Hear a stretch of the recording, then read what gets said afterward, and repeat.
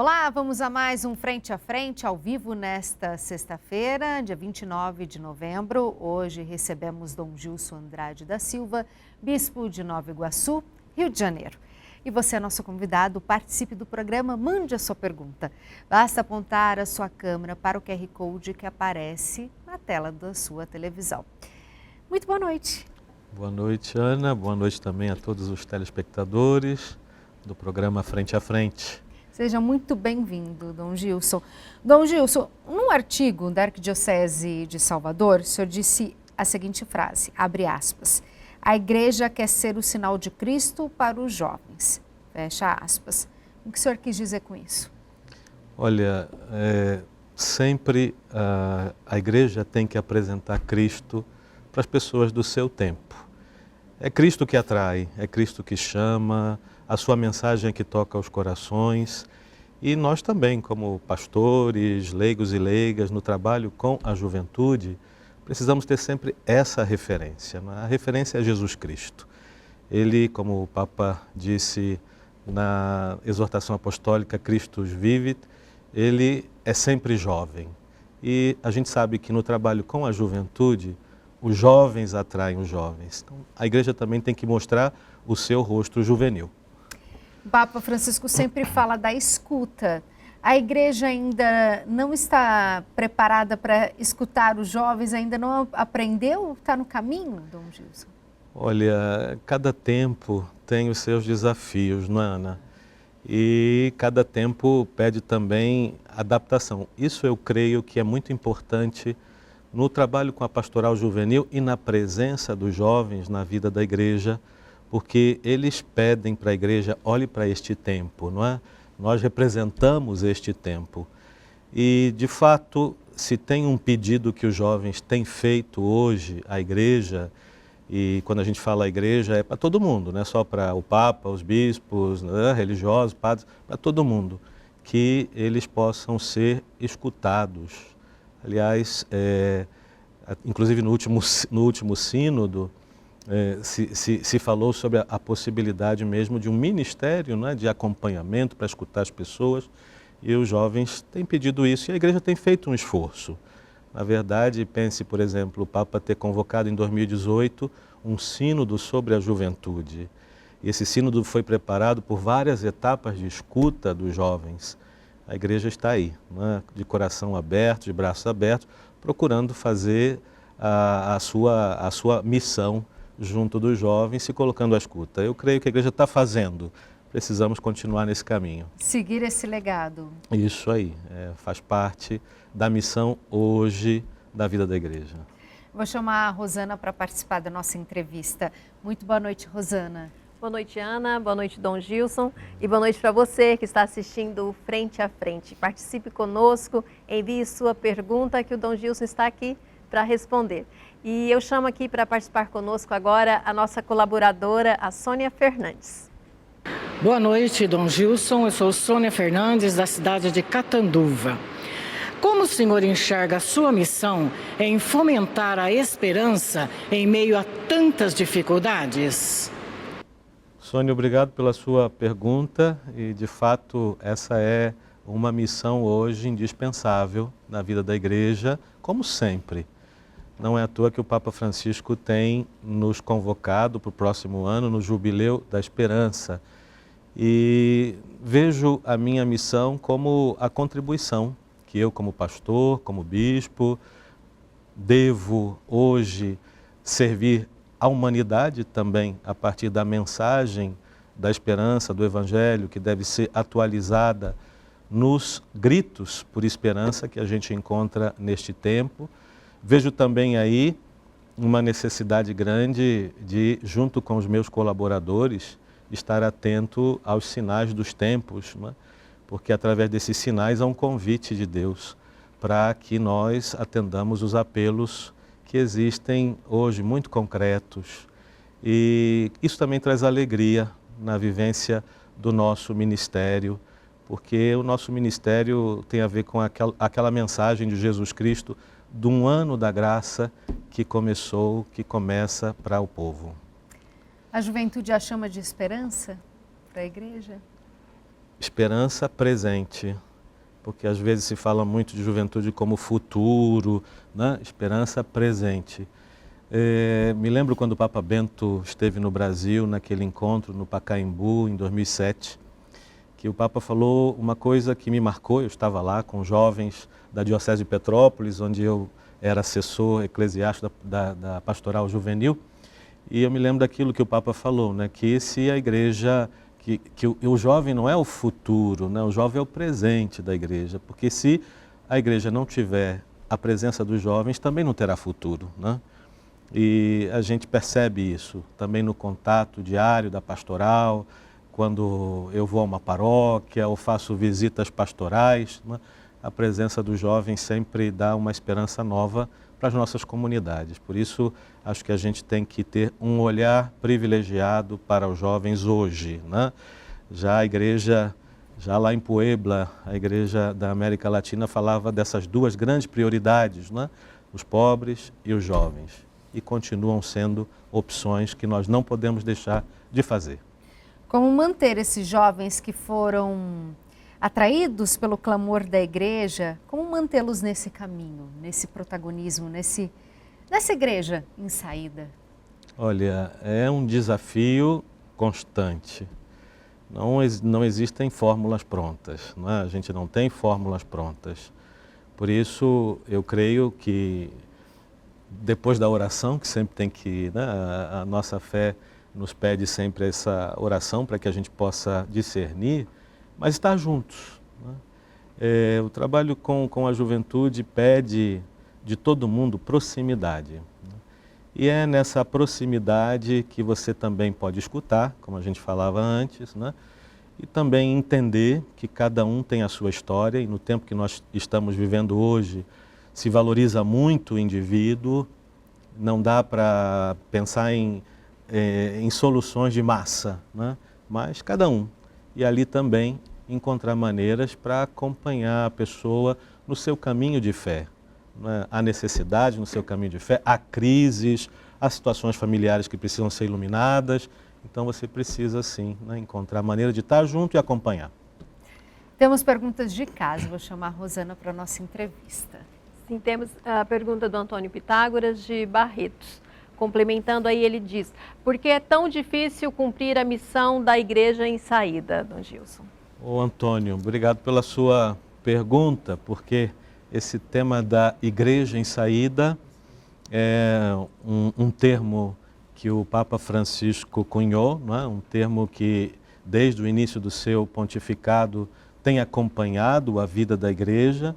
A igreja, especialmente depois do Concílio Vaticano II, toma uma consciência nova de sua missionariedade, mas a gente percebe que, apesar do passar do tempo, a gente ainda continua pensando sempre mais nas coisas para os que estão em casa, não é? Aquilo que o Papa Francisco falava da única ovelha que ficou e que a gente fica penteando aquela única ovelha e não pensa nas realidades de fora, né? Eu creio que esse é o movimento que hoje a igreja precisa fazer e todos nós devemos nos empenhar nisso, ir ao encontro das realidades. Pega um exemplo, né? Na Diocese de Nova Iguaçu, como em todas as dioceses do Brasil, agora no tempo do Advento, acontecem as novenas de Natal. Eu tenho insistido muito nas visitas pastorais e também no encontro com os leigos, com os padres, que essas novenas devem ser feitas na casa de pessoas que são católicas, mas que estão afastadas e que os moradores daquela comunidade conhecem. Vamos lá bater a porta, né? Vamos estar perto deles. É difícil, né? De fato, é muito difícil a gente vestir essa missão de igreja em saída, mas temos que continuar insistindo. A gente se acostumou com uma maneira de ver a nossa posição na igreja e no mundo, né? Como se, enfim, o mundo todo já tivesse evangelizado, parece que não há uma urgência disso, mas há sim uma urgência. Obrigado pela sua pergunta. Já que o senhor falou da diocese, conta pra gente como que é a atuação no trabalho da pastoral juvenil na Diocese de Nova Iguaçu. Bom, como em quase todas as dioceses do Brasil, a gente tem a presença do setor juventude, que para mim é uma graça e é uma profecia, né? Porque o setor juventude tem essa graça de poder ser um espaço de comunhão das diversas realidades juvenis que existem nas paróquias, nos movimentos, nos grupos. Há um lugar onde os jovens se encontram, mas não só, onde também eles trocam suas experiências, onde trazem as suas riquezas, onde podem colaborar com a evangelização da pastoral juvenil. Então, sobretudo, o trabalho é focado no setor juvenil, que graças a Deus tem animado a juventude. No último DNJ, lá na Diocese, eu vi uma boa animação, né, dos jovens, mesmo debaixo de chuva, fizemos uma bela caminhada, uma longa caminhada. Depois está aquilo que eu acho que é fundamental, a presença dos diversos grupos ou atividades. Hoje o pessoal tem dificuldade de estar reunido em grupo jovem, como era na minha época de jovens, não é? Hoje é preciso encontrar outro caminho. E esse outro caminho tem sido isso, não é? Aproveitar aquilo que o jovem pode fazer, aquilo que o jovem gosta de fazer, é experiência de oração, é uma Lectio Divina, é adoração, é um trabalho voluntário, é também os dotes artísticos e de esporte, quer dizer, essas coisas que são a cara do jovem. Penso sempre que pastoral juvenil tem que ter a cara do jovem. Escuta. Isso aí. Vou chamar a Rosana para a nossa entrevista. Temos perguntas de São Paulo, Rosana? Temos, e temos também recadinhos aqui. A Rita de Cássia, de Campina Grande, ela está mandando um abraço para o senhor, que ela disse que teve a honra de conhecê-lo em Nova Iguaçu e achou o senhor um bispo muito humilde e acolhedor.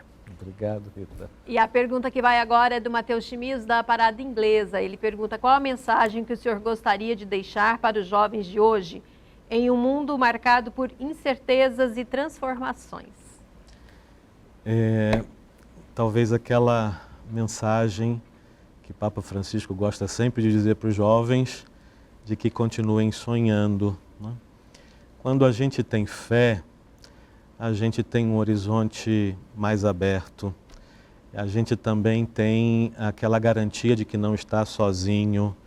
Apesar de um mundo de tantas transformações, algumas boas, outras menos boas, nós, como cristãos, temos uma missão no mundo necessária e todos nós temos que assumi-la.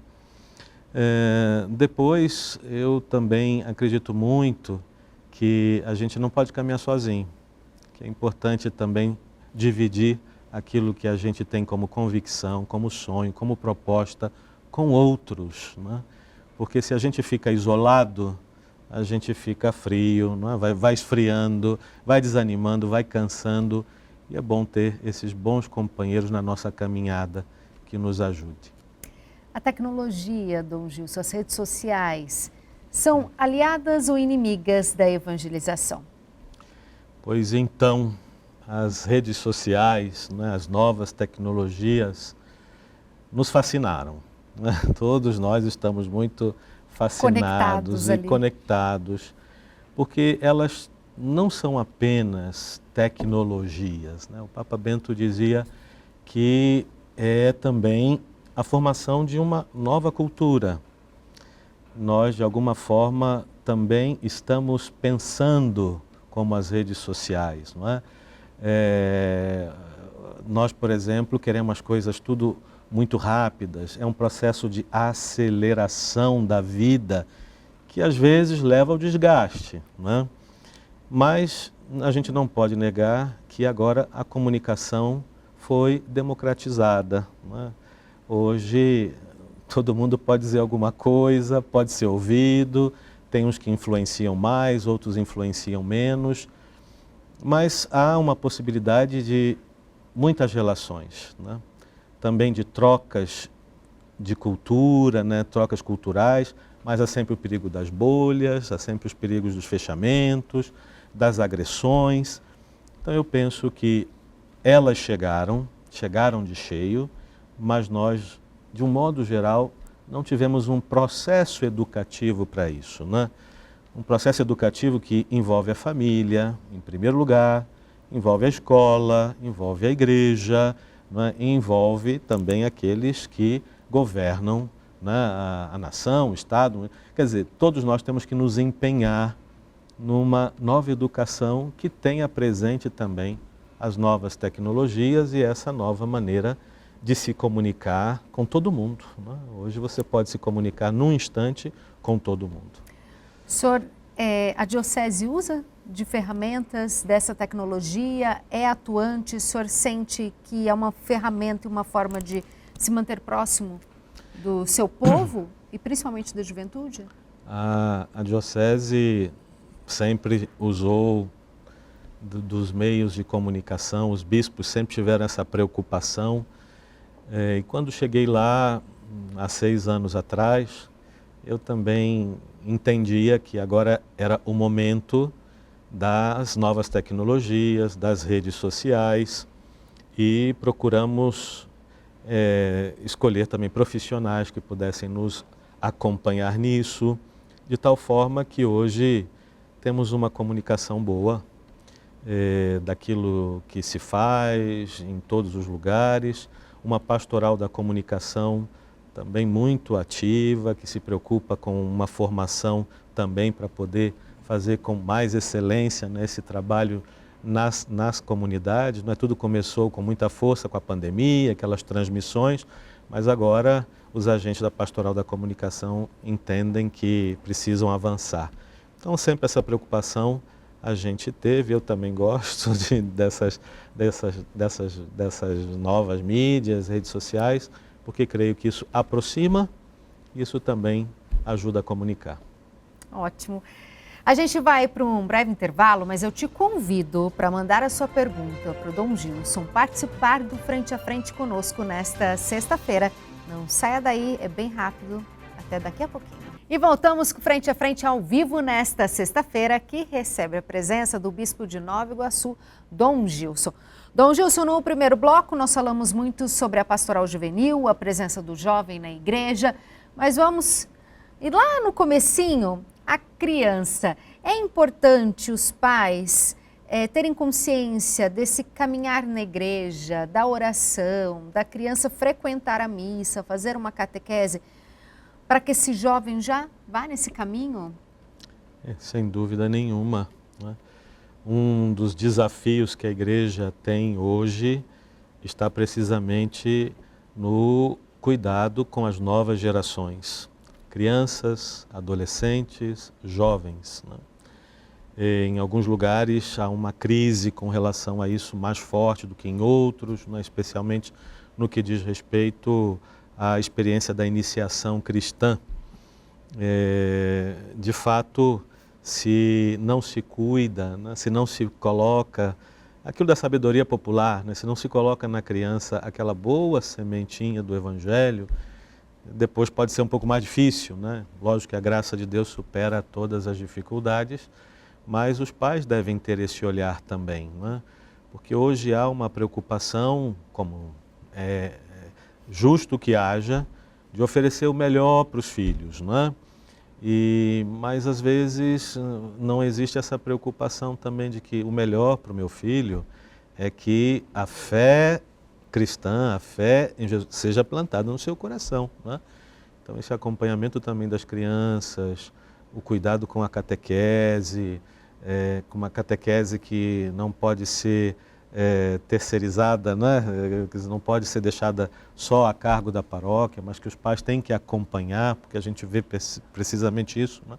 Essa dificuldade de que toda a comunidade eclesial se envolva no processo da iniciação cristã, né?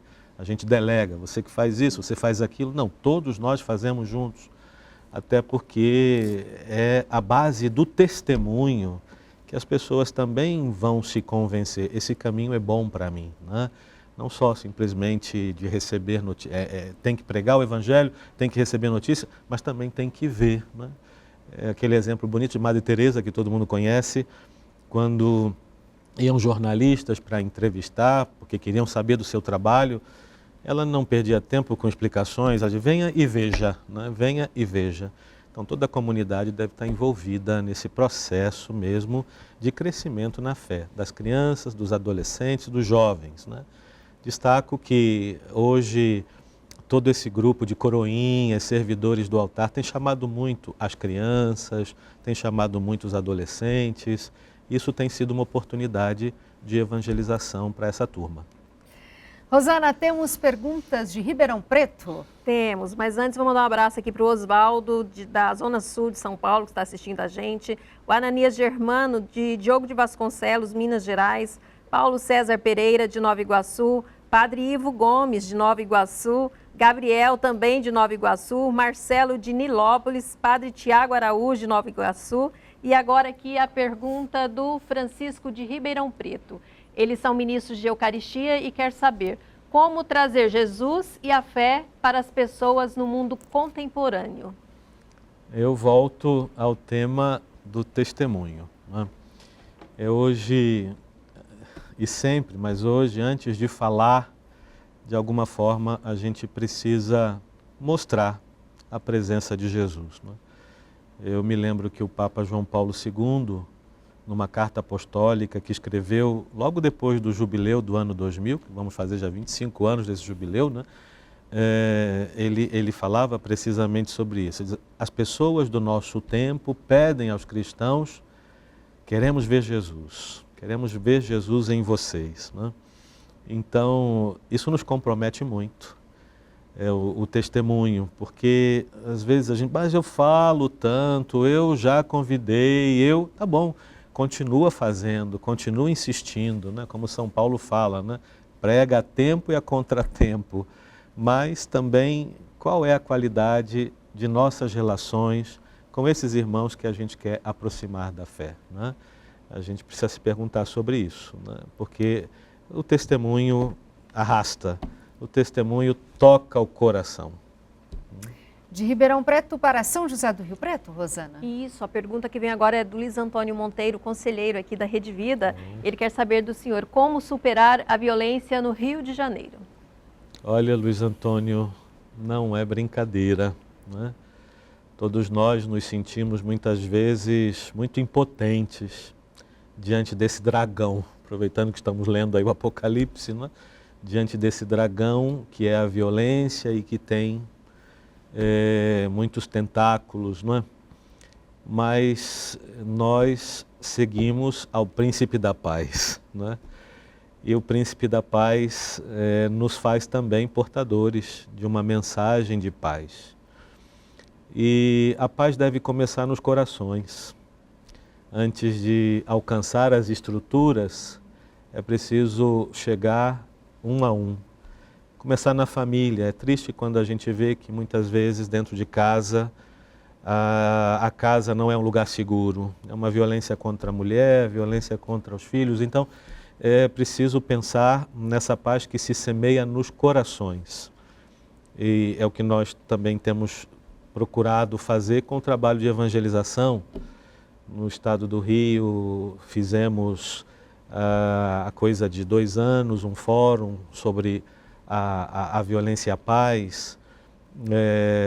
Recentemente publicamos uma nota dos bispos como um grito, não é, pela paz, não é, porque a gente depois é preciso articular, não é? Articular especialmente através das nossas pastorais sociais. Eu creio que as pastorais sociais, elas têm um papel muito importante nesse fomento da cultura da paz. Eu penso que precisamos visar muito nesse fomento da cultura da paz.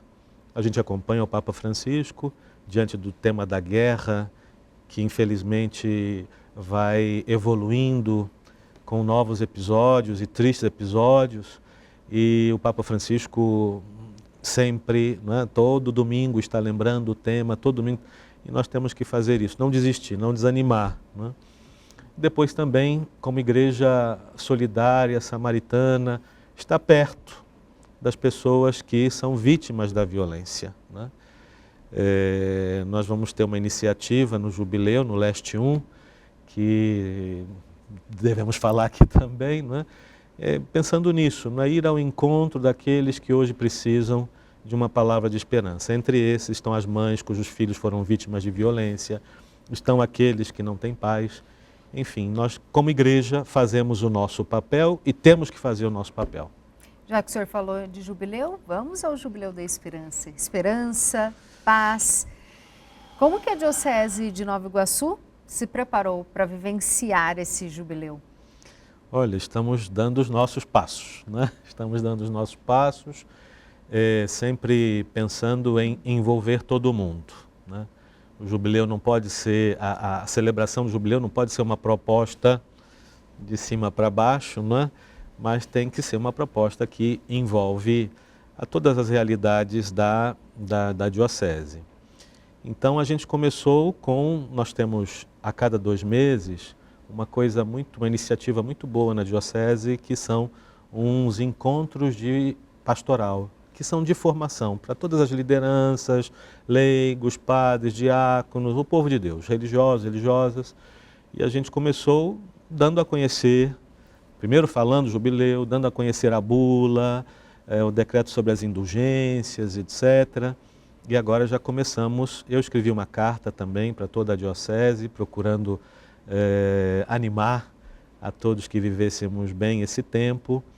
Agora já partimos para a organização de como vai ser a abertura, depois as igrejas, escolhemos 5 igrejas jubilares, precisamente para favorecer uma distribuição abundante, né, da indulgência jubilar, também para favorecer a peregrinação. Gostei muito do Papa ter focado no tema da peregrinação. Ele fala a questão do caminhar.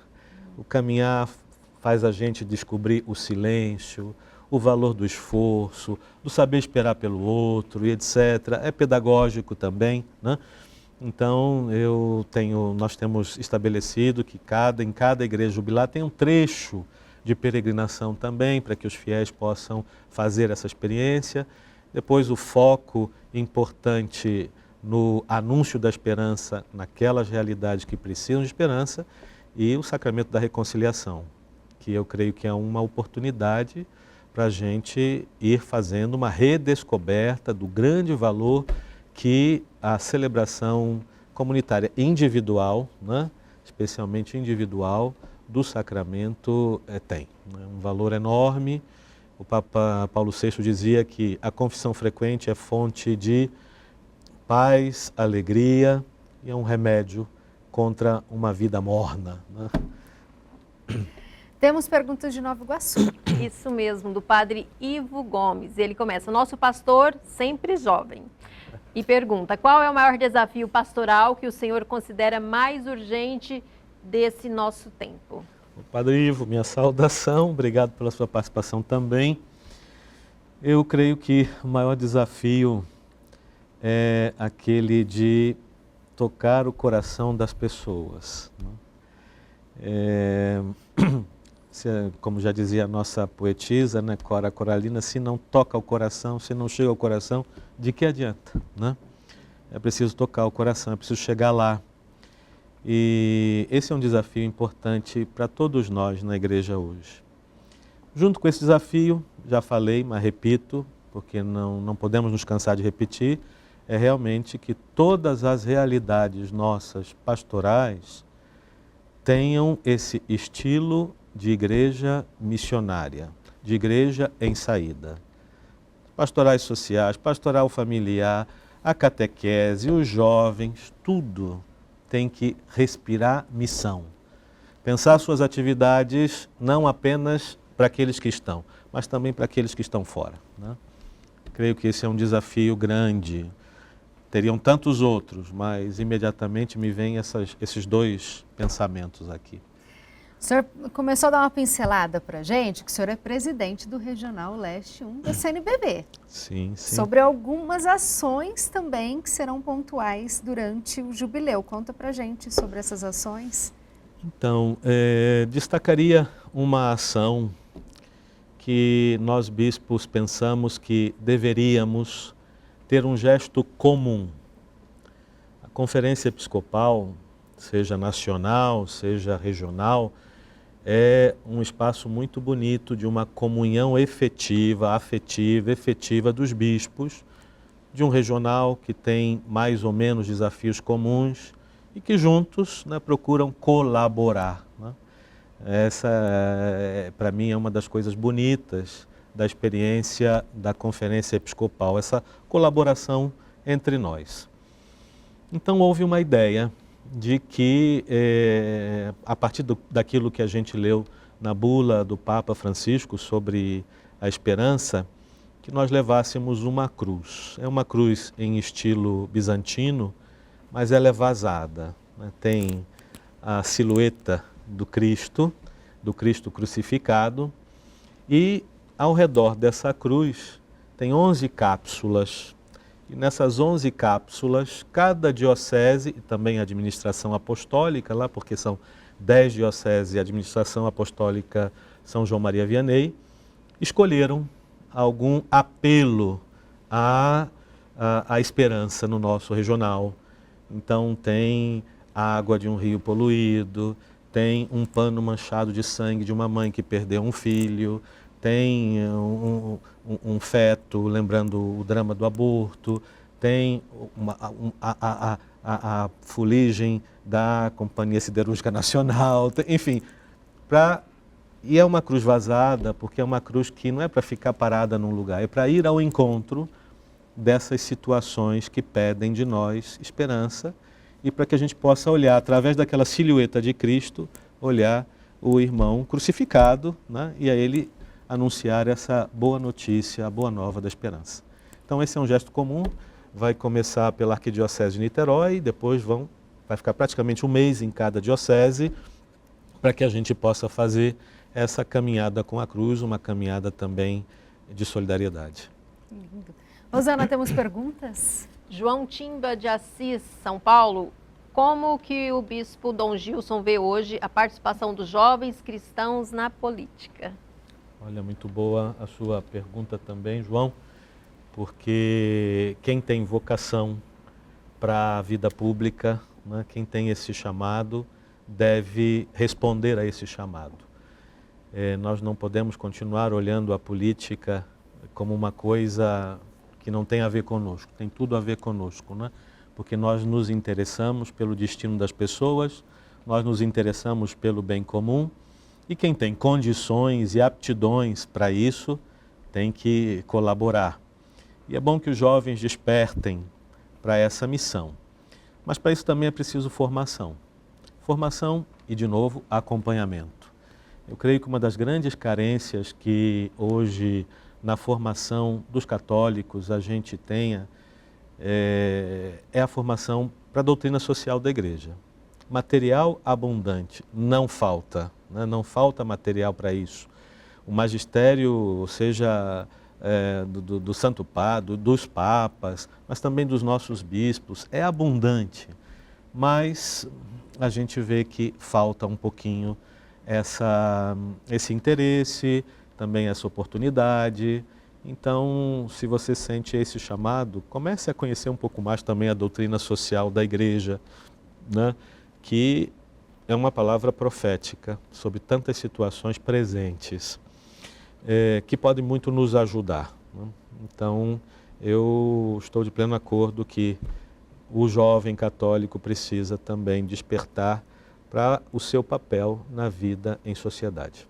O que o senhor acredita que o Papa quis nos deixar de mensagem quando escolheu o jubileu da esperança num mundo marcado por tantas incertezas e conflitos? Pois justamente estando ele no lugar que está, né, eu acredito que não tem hoje um homem no mundo que seja uma referência de esperança tanto quanto o Papa Francisco. Pessoas, seja de todas as religiões, de todos os credos, como também de ideologias diversas, das nações, o procuram, né? Então, alguém que desde o início a gente percebe que tem uma sensibilidade muito grande para tudo, e ele sim consegue falar ao coração das pessoas, ele consegue chegar no coração das pessoas do nosso tempo, né? Então, eu creio que o Papa Francisco, com essa mensagem, quer nos ajudar a levantar o ânimo, né?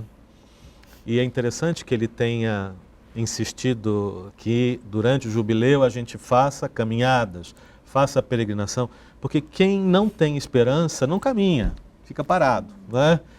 caminhar para quê? Né? Então, ele fala uma coisa até interessante, né? Ir na caminhada e observando o que tem no caminho. Né? Por exemplo, tem uma criação linda que a gente não para mais para ver. Né? Tem pessoas que a gente encontra. Então, o Papa Francisco está querendo nos ajudar a levantar o ânimo, a ter força para continuar lutando por aquilo que a gente acredita, que é o sonho de Deus. Né? E o sonho de Deus tem a graça de Deus, portanto, pode realizar-se, né? Vamos chamar para a nossa entrevista a Rosana? Sim, o Ananias Germano da Cunha. Quantas vezes o cristão pode receber a comunhão por dia? Ou seja, quantas vezes pode comungar em cada missa assistida? Bom, isso a igreja já estabeleceu, não é? Que pelo menos uma segunda vez. Né? Você vai numa missa pela manhã, mas vai à tarde, naquela segunda vez você pode comungar. Pois é. Dom Jesus, como viver o Ano Santo em seu significado pastoral? Essa pergunta é boa, não é? Porque o Ano Santo, ele tem uma chamada pastoral.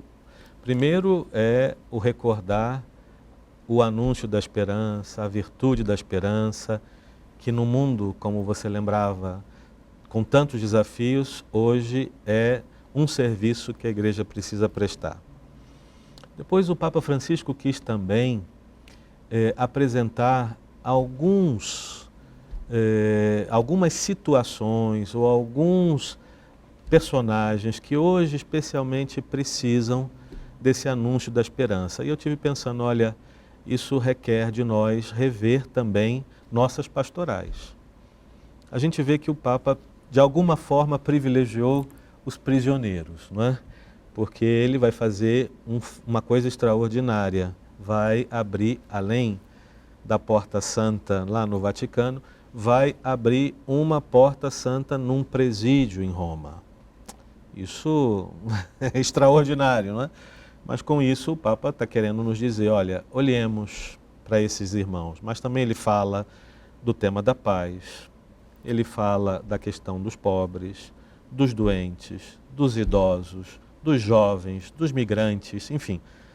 E nós precisamos fazer uma revisão na nossa pastoral com esses grupos, com essas pessoas. Na Diocese eu tenho sugerido que a gente aproveite o jubileu para também dar uma animação nova para a pastoral carcerária. Né? Nós temos lá um complexo de presídios. Recentemente, numa visita pastoral, estive visitando um presídio e a gente percebe a alegria, a acolhida e também aquilo que diz o meu bispo emérito, que deve também estar nos acompanhando, Dom Luciano, ele diz, para mim, os pobres mais pobres são os presidiários. Né? Os pobres mais pobres são os presidiários. Então, eu tenho também tomado isso como uma proposta de revisão pastoral para a Diocese. Ótimo. A gente vai para um breve intervalo. Te convido para mandar a sua pergunta para o Dom Gilson. Fique aí, não sai daí que a gente volta já já. Voltamos com Frente a Frente ao vivo nesta sexta-feira, que recebe o Bispo de Nova Iguaçu, Dom Gilson. Dom Gilson, a gente já começa chamando a Rosana porque tem perguntas de Nova Iguaçu para o senhor. Sim, temos. É do Paulo César Pereira, de Nova Iguaçu. Qual a expectativa do senhor, como religioso, em relação aos novos prefeitos das cidades que integram as cidades da Baixada, entre elas a de Nova Iguaçu? Obrigado, Paulo César, pela sua pergunta. Graças a Deus nós temos um diálogo muito bom com o poder público nas 7 cidades que compõem o município de Nova Iguaçu. E a gente espera continuar esse diálogo, porque temos em comum o interesse pelo bem comum. Né? E por isso mesmo a Igreja, com suas ações sociais, com suas instituições, precisa também do apoio do poder público. A gente às vezes ressente que não tem tanto esse apoio, não é? Porque afinal de contas fazemos coisas que têm a ver com o bem das pessoas. Então eu espero que a gente possa continuar nesse bom diálogo, que graças a Deus é uma marca nas nossas cidades, e também que possamos ter esse apoio e apoiar aquelas iniciativas que da parte do poder público também pedem nossa colaboração. Agora, recentemente, por exemplo, eu recebi a visita da Defesa Civil, porque um dos temas importantes é a chegada das chuvas no verão, né? Então, pedindo a nossa colaboração, igrejas que possam ser ponto de apoio, em alguns casos de necessidades, estamos aí para colaborar. É importante esse trabalho conjunto. Sim, sim. E temos mais perguntas, Rosana? Temos, mas antes o padre Tiago Araújo, também de Nova Iguaçu, ele manda aqui, não é uma pergunta, mas um agradecimento ao Senhor por incentivar as nossas juventudes na missão e na evangelização. Deus continue o abençoando. Obrigado. E o Gabriel de Nova Iguaçu, ele fala que é do grupo jovem da Igreja São Francisco de Assis, em Comendador Soares. O que podemos fazer para resgatar os jovens que cresceram dentro da igreja, porém se afastaram durante o caminho? Nosso olhar para esses jovens, não é? Preciso identificar quem são, não é? Às vezes, Gabriel, são seus colegas e não esperar uma iniciativa da paróquia, mas cada um tem que se sentir comprometido. O compromisso com os meus irmãos que preciso reaproximar da caminhada, da fé. E eu vejo uma oportunidade na boa amizade. O fato de estar próximo, de ser amigo, os amigos têm uma confiança mútua e a partir daí, de uma coisa muito humana, a gente pode também ajudar o irmão a voltar ao caminho. Então procure assumir, né, a sua missão, também estar junto, identificar quem você pode aproximar da igreja, aproximar da fé, porque isso é uma missão de cada um. Esse é o nosso papel como leigo, então. Como leigos, né? Esse é o papel. Os leigos estão no mundo também como grandes missionários. Imagine você, Ana, se todos tomassem consciência de que eu estou no mundo também para levar a boa nova de Jesus Cristo, para convidar as pessoas para fazer uma experiência de fé, caminhar na comunidade. Se todo mundo assumisse esse papel, eu acho que as coisas seriam diferentes. E Rio de Janeiro está participativo nessa noite de hoje. Dom Gilson, temos perguntas, Rosana? O Marcelo de Nilópolis. Qual o maior desafio que o bispo enxerga no trabalho pastoral diante de uma realidade onde as pessoas estão cada vez mais buscando soluções rápidas para seus problemas, muitas vezes se afastando da vida de comunidade? Bom, é um desafio grande esse, não é? Porque é um pouco a dinâmica do nosso tempo. Eu falava no início, não é, que as próprias redes sociais de alguma forma formatam a nossa cabeça. Eu costumo brincar dizendo, olha, hoje para muitas coisas basta apertar um botão, né? Você esquenta a comida, você faz isso, mas na vida não existe isso, não é? Na vida não tem um botão que você aperta e resolve tudo, né? Então é preciso também ajudar as pessoas a compreender processos. Inclusive a pastoral tem se falado muito sobre isso, né? A gente às vezes pensa que a pastoral deve ser feita só de eventos, né? Porque é preciso acontecer aqui, fazer uma experiência, eu me alegro ou não me alegro e acabou. Não, é preciso aprender, né? Porque a vida é processual, a vida é processual. Então nós temos o desafio de ajudar as pessoas a compreender que a fé também é um processo muito bonito, que vale a pena, né? Eu creio que a gente tem que mostrar as coisas bonitas da nossa fé, não é? É preciso apresentar esses testemunhos. Agora, por exemplo, o Papa vai canonizar em abril o Carlo Acutis, não é? Quando você lê a história desse jovem, não é, que morre tão novinho, mas que vida extraordinária, não é? E passa por um processo de fé, de amadurecimento, de enfermidade, de pensar como ajudar as pessoas através da internet. É isso que vale a pena na vida. Né? Tá bom? Temos mais perguntas do Rio de Janeiro, Rosana. Temos do Rio de Janeiro, temos também aqui a de São Paulo. A equipe do 5 do EJEC Nova Iguaçu está mandando um abraço aqui. E o Fábio Alexandre, do setor de patrimônio da Mitra Diocesana de Nova Iguaçu, quer parabenizar Dom Gilson em nome de toda a equipe. Sebastião de São Joaquim da Barra, um abraço assistindo a gente. Marcos de Mesquita, o diácono de Japeri, do Rio de Janeiro, diácono Anselmo Andrade, de Japeri, Rio de Janeiro. Sim. Maria Luísa de Marapicu, Nova Iguaçu. Nova E Iguaçu Jalmir também. Mendes Silva, de Nova Iguaçu do Rio de Janeiro, também participando. E agora o Vitor Souza, de Paracambi. Como é para o senhor tornar a diocese uma igreja em saída, em uma região tão complexa como a Baixada? Bom, primeiro quero agradecer essa participação em massa, né, da Diocese de Nova Iguaçu. É sempre bom se sentir acompanhado, né, pelos irmãos e pelas irmãs. Mas eu creio, né, que para enfrentar esse desafio, nós precisamos acolher aquela proposta do sínodo, caminhar juntos, né? Quando a gente aprender a valorizar um ao outro, também aprender a somar com a riqueza que um tem, que o outro tem. E eu vejo que todas as fragilidades que a gente tem hoje diante dos desafios pastorais e das nossas próprias pastorais nos convidam para que a gente possa, de fato, ser uma igreja que sabe valorizar todo mundo. Todos os dons, todos os carismas, as expressões novas também, comunidades novas, movimentos novos. É preciso abrir o coração e entender que muitos podem nos ajudar nesse caminho de evangelização. Rosana? O Marcos de Mesquita. Qual a importância de uma liturgia bem celebrada para a evangelização? Uma liturgia bem celebrada comunica aquilo que é o essencial da nossa fé, que é o mistério de Deus, né? Deus vem ao nosso encontro de muitas maneiras e Ele escolheu vir ao nosso encontro através dos mistérios que nós celebramos, especialmente da Santíssima Eucaristia, né? A gente ouve até testemunhos de muitas pessoas. Essa missa tocou o meu coração. O que você fez de extraordinário? Absolutamente nada, né? Quando a gente começa a querer fazer alguma coisa diferente, atrapalha, né?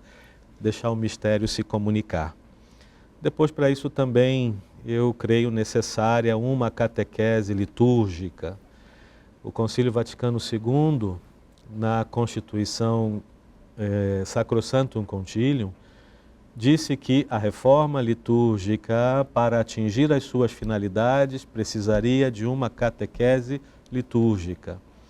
E eu não sei até que ponto a gente conseguiu ou tem conseguido realizar, de tal forma que quando as pessoas participem da nossa liturgia, estejam abertas para ouvir a palavra de Deus e para o encontro com o mistério. Do Rio de Janeiro para São Paulo, Rosana. Sim, mas antes deixa eu só fazer uma correção aqui. Eu falei equipe do 5 do EJEC, na verdade é equipe do 5 do Encontro de Jovens com Cristo, da Catedral Nova Iguaçu. Obrigada pelo carinho e acolhimento também. É JC. Isso. Sebastião, de São Joaquim da Barra. Por que São João Batista Vianney sempre é citado? Ele é o patrono, não é, dos padres. Depois foi um padre exemplar que, na sua época, respondeu aos desafios do seu tempo, né? E procurou simplesmente ser padre, celebrar bem sua missa, atender o povo, passava mais de 10 horas no confessionário diariamente, tinha uma instituição de promoção social para meninas em situação de risco, procurava estudar, preparar suas homilias, quer dizer, e de repente se testemunhava dele que a França inteira foi ao encontro daquele sacerdote simples, né? Um homem muito simples, com muitas dificuldades, inclusive algumas dificuldades intelectuais, mas enfim, é sempre um exemplo para nós. Rosana? O diácono Anselmo Andrade, de Japeri, Rio de Janeiro. O que o senhor espera como frutos para a Diocese de Nova Iguaçu a partir do ano jubilar? Que Deus nos dê bons frutos, não é? Mas, sinceramente, não é? Eu creio que já com o ano da oração, a gente já tem começado a colher e precisa colher mais frutos de uma igreja mais orante, né? Depois, a partir daqueles desafios, né, de anunciar a esperança, uma igreja também que se preocupe muito com a formação dos seus leigos e leigas, uma boa formação para todos. todos nós precisamos, não é? de leigos e leigas, cristãos, padres, diáconos bem formados, esse aí é o diácono Anselmo, né? Depois, uma revisão nas nossas pastorais sociais a partir daquelas propostas que o próprio Papa Francisco pediu e uma valorização maior do sacramento da penitência. Eu creio que nós precisamos redescobrir esse sacramento, que é uma bênção, né, para todos nós do ponto de vista religioso, mas também psicológico, espiritual, pode favorecer tanto a saúde também da mente, além da alma. Nova Iguaçu? Isso, a Maria Luísa de Marapico. Dom Gilson, qual sua mensagem de esperança para o seu rebanho dessa diocese tão diversa, tão sofrida, mas tão querida? Bom, a mensagem de esperança não pode ser outra do que o Evangelho, né?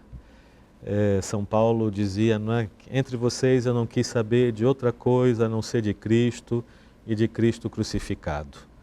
Se a gente nesse jubileu se aproxima um pouco mais dele e vive também melhor a nossa experiência de vida fraterna em comunidade, eu creio que a nossa fraternidade também pode ser uma grande mensagem para a Baixada Fluminense, que é marcada por muita violência, também por muita desigualdade social, né? E a igreja precisa ser profética no anúncio e na vivência da fraternidade. Dom Gilson, o senhor deixou uma linda mensagem para a sua cidade, para a sua terra, para o seu povo, mas deixa aqui também uma mensagem final para quem acompanhou a sua entrevista nessa sexta-feira, para quem participou, para todo mundo que mandou perguntas. Eu já agradeço o senhor pela gentileza, pelas palavras de esperança e pelo trabalho que o senhor realiza. Tá bom, Ana, agradeço a Rosana também, né? E a todos vocês que participaram com sua presença, suas perguntas. E a bula do Papa Francisco tem um título que resume toda a mensagem que vem de São Paulo, né? A esperança não confunde. A esperança não confunde. Sei em quem coloquei a minha confiança. Nós hoje precisamos de referências que nos ajudem a enfrentar as coisas que na vida normalmente nós temos que enfrentar, né? Que aprendamos a confiar mais na ação de Deus na nossa vida e na providência e que esse jubileu seja para nós de fato uma oportunidade de recomeços na nossa vida pessoal, na vida de nossas comunidades, nas nossas pastorais e, oxalá, também no mundo inteiro. Amém. Muito obrigada. Nada, eu que agradeço esse convite tão bom de estar com vocês no programa Frente a Frente. Ficamos muito felizes de recebê-lo. Uma boa noite.